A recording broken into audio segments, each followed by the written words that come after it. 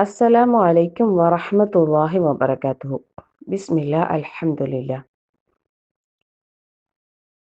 വിഷം കലർന്ന ഭക്ഷണമാണെന്ന് നമ്മൾ അറിഞ്ഞാൽ ഒരു ഭക്ഷണ പദാർത്ഥം അതിൽ വിഷം ചേർത്തിട്ടുണ്ട്, അത് പോയ്സൺ ആണ്, അത് നമ്മുടെ ശരീരത്തിൽ അത് കഴിച്ചാൽ നമുക്കൊരു പക്ഷേ മരണം വരെ സംഭവിച്ചേക്കാം എന്ന് നമ്മൾ അറിഞ്ഞാൽ ഒരിക്കലും നമ്മൾ അത് കഴിക്കൂല അല്ലേ?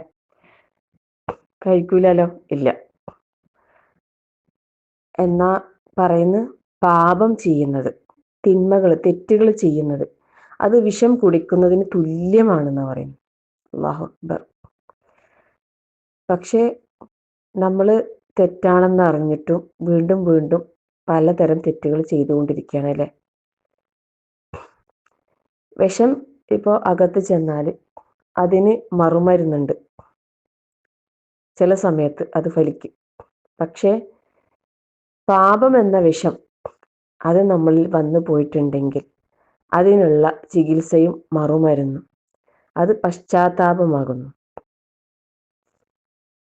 അതുകൊണ്ട് തന്നെ അള്ളാഹുവിലേക്ക് ഖേദിച്ചു മടങ്ങാനും തൗബ ചെയ്യുവാനും എല്ലാവരും തയ്യാറാകണം. കാരണം മറ്റ് അനുസരണങ്ങൾക്കില്ലാത്ത ഒരു സ്ഥാനം അള്ളാഹുവിൻ്റെ അടുക്കൽ തൗബക്കുണ്ട്. അതുകൊണ്ട് തന്നെ ഒരടിമ അള്ളാഹുവിലേക്ക് ഖേദിച്ചു മടങ്ങുന്ന അവസരത്തിൽ അള്ളാഹു അവൻ്റെ തൗബ കൊണ്ട് സന്തോഷിക്കുന്നു എന്ന് പറയുന്നുണ്ട് ഹദീസിൻ്റെ ആശയത്തിൽ. അള്ളാഹുവിലേക്ക് ഖേദിച്ചു മടങ്ങുക, ഒരു മടിയും കാണിക്കേണ്ടതില്ല. ഹിദായത്തും പാപമോചനവും ചോദിക്കുന്നത് പോലെ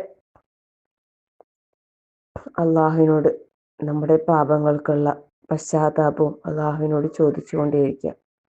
അള്ളാഹു നമ്മുടെ പാപങ്ങൾ പുറത്ത് ഉന്നതമായ ദർജയിലേക്ക് ഉയർത്തി തരുമാറാകട്ടെ. ആമീൻ.